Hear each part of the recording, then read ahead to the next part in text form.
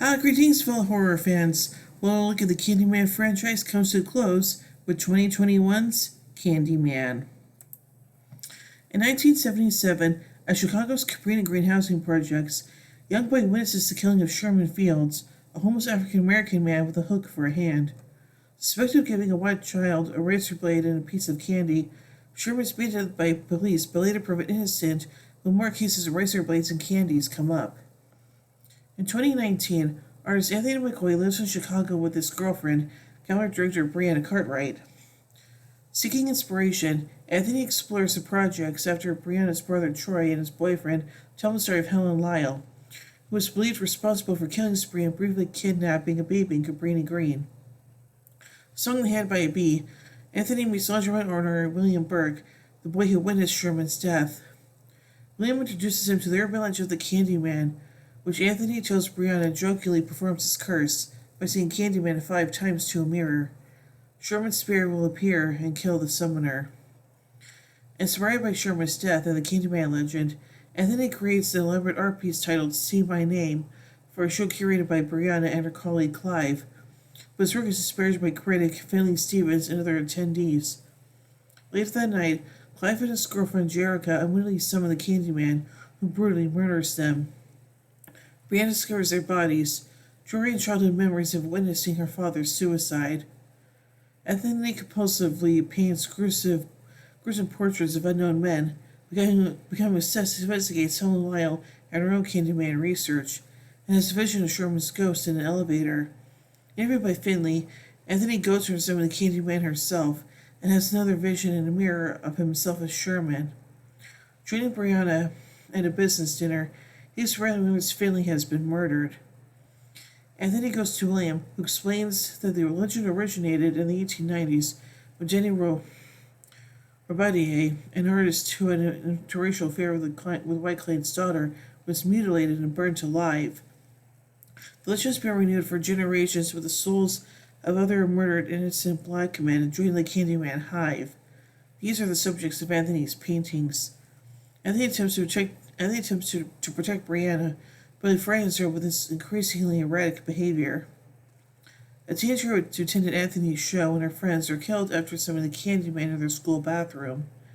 Anthony undergoes a physical transformation, spreading from the bee sting on his hand across his entire body. He confronts his mother, Anne Marie, after visiting hospital and learning that she lied to him. He was born near Cabrini Green and was the baby taken the night Helen died. Anne Marie admits the Candyman was responsible for the bloodshed blamed on Helen. The community vowed never to speak his name. Brianna seeks out William, who abducts her to an abandoned church, where Anthony is in a fugue state. Shortly after Sherman's death, William witnesses his return as a Candyman when his sister and friends summoned him and were killed. William plans to resurrect the Candyman hive as a form of retaliation against gentrifiers. Sawing off Anthony's hand and replacing it with Hook, William calls police of Anthony wrongfully gunned down as another vengeful spirit to join the hive. Chasing the Cabrini Green row houses, Brianna stabs William to death with a pen. She's confronted by Anthony, who collapses in her arms and is shot dead by police. Detaining Brianna in the back seat of a car, the police tried to intimidate her into agreeing that Anthony was the killer and that his shooting was justified. Instead, she uses the rearview mirror to summon the Candyman, who appears as Anthony and massacres the police.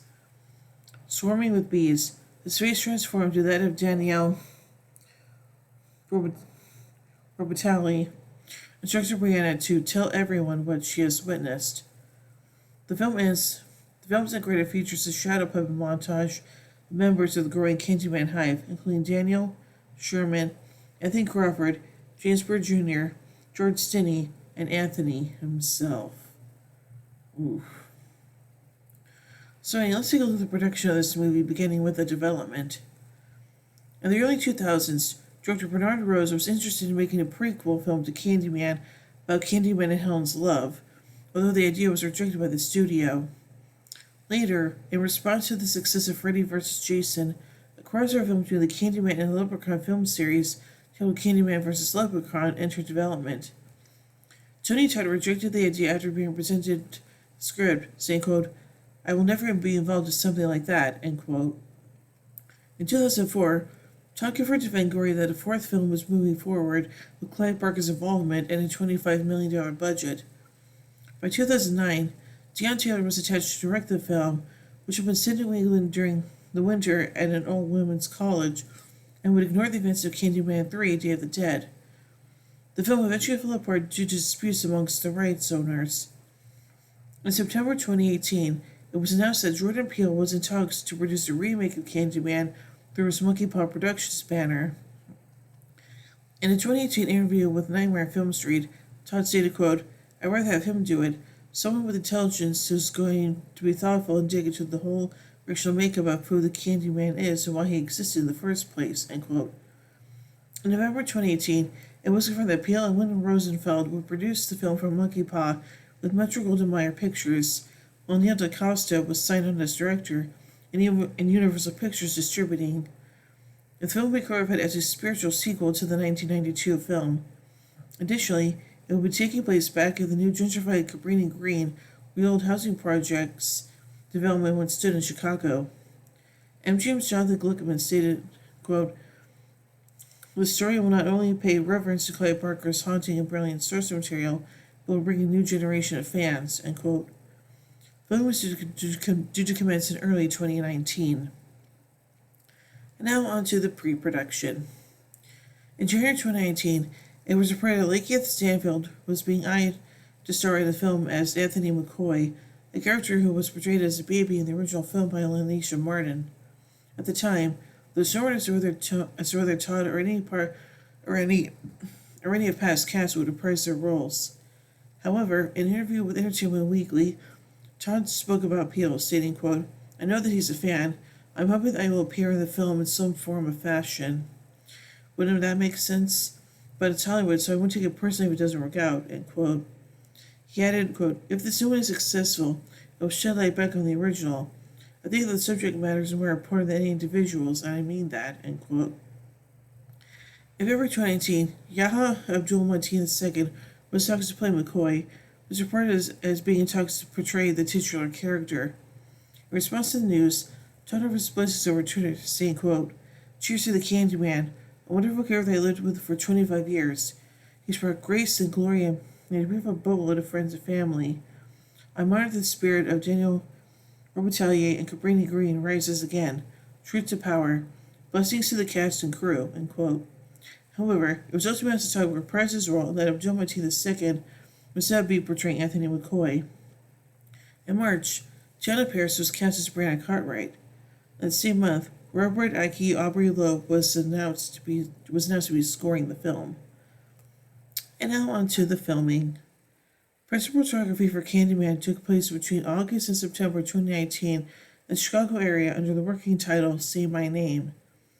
The filming took place in the North Park neighborhood during the month of September. Director DaCosta said the near North Side's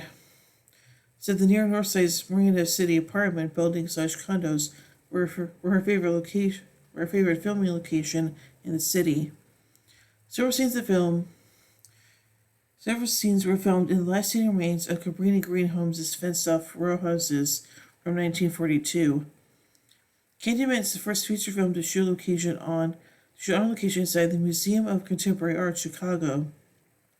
Like the originally planned 2004 film, the project had a $25 million production budget. The film features puppetry animation sequences which were created by Chicago-based puppet theater company Manual Cinema. DaCosta said that she and Jordan Peele chose shadow puppets after speaking, quote, early on about how much we would hate to do a traditional flashback scene or to use footage from the original film because we wanted this to stand on its own. He mentioned shadow puppetry, and then in Chicago we developed something with this amazing theater production company, and from there it became less about flashbacks and more about how we depict these stories, these legends, end quote. And now finally onto the music. The original soundtrack was composed by Chicago musician Robert Aubrey Lowe, who used solo compositions based around voice and extended modular synthesis techniques.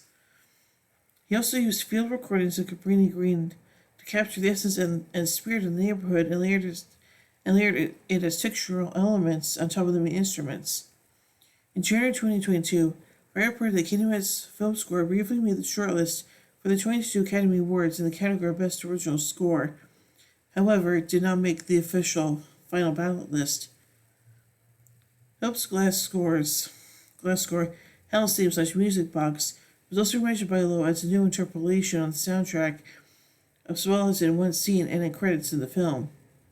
Additionally, Playboy Cardi recorded the song Hood by Air in 2020 over the movie's soundtrack, revealed in 2024, 9 months after the release of the track.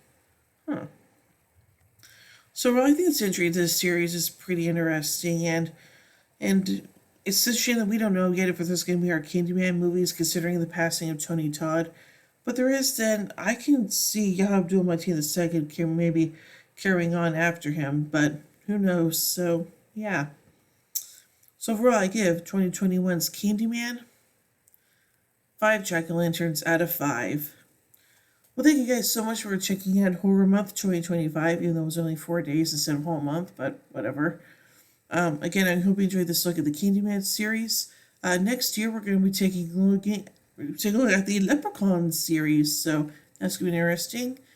And the next month, we are going to be taking a look at Season 7 of Game of Thrones, so that should be pretty interesting, so be on the lookout for that. So, yeah.